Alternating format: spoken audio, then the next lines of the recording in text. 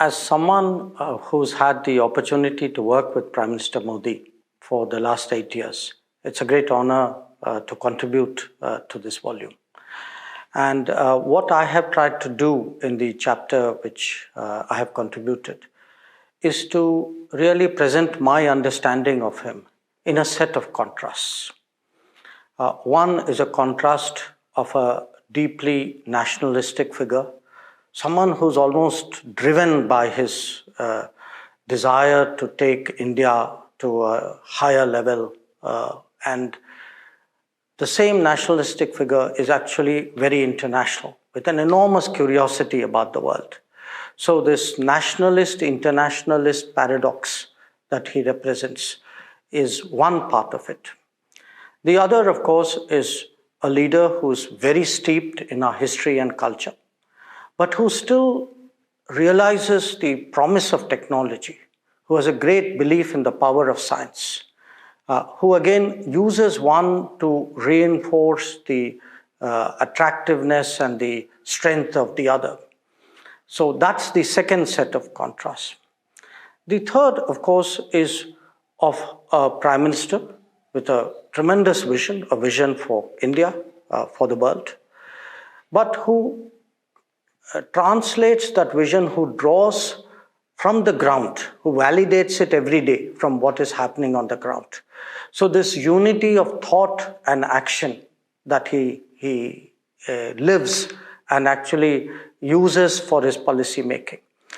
And the fourth contrast is actually his way of working, where on the one hand, he develops a very detailed understanding of a situation, a challenge, a problem. So goes down to very, very deep detail. But when something is to be done, has great trust in his team members, delegates, backs them up fully, encourages them to work as a team. And therefore that knowledge of detail, yet the confidence to delegate. So that's the sense which I have of this Prime Minister with whom I have worked. And I also cite some of the examples of the last 8 years to demonstrate this. One of them is what happens when we go abroad, that everything he does, what he sees, what he assimilates, what he understands, all the time his mind is working on how do I take this and use it for the betterment of India. So you could say, our foreign visits in a way are continuous exercises in assessing, identifying, assessing, absorbing best practices and deploying it in India. The other part of it, of which also in a way I'm involved in implementing, is how do you develop capacities at home, new capabilities? How do you then deploy them abroad? Abroad for the good of India, abroad for the good of the world. So again, in a sense, this too is a contrast.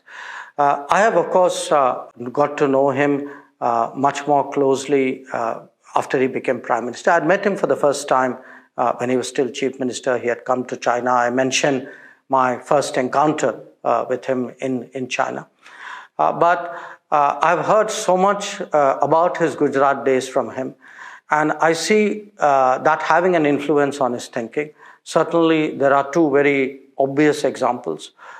He was a very enthusiastic propagator of solar energy in Gujarat. Today, we see that reflected in the International Solar Alliance initiative. He was, of course, he led the earthquake reconstruction, their efforts there. And that we see today in the proposal for the Coalition for Disaster Resilient Infrastructure. So I can, you can actually see how the CM has shaped the PM that we have. But in all of this, I would say I'm very conscious as someone who's spent most of my life in foreign policy domain, that it is a domain where beliefs, ideas, concepts are very deeply entrenched. There's a very strong orthodoxy about foreign policy.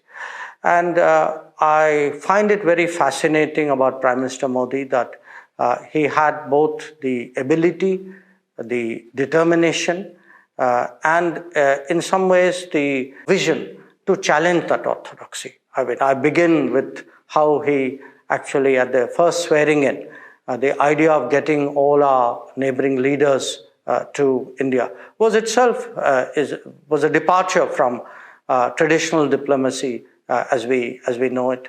So, in that sense, in the domain of foreign policy, certainly was a breath of fresh air.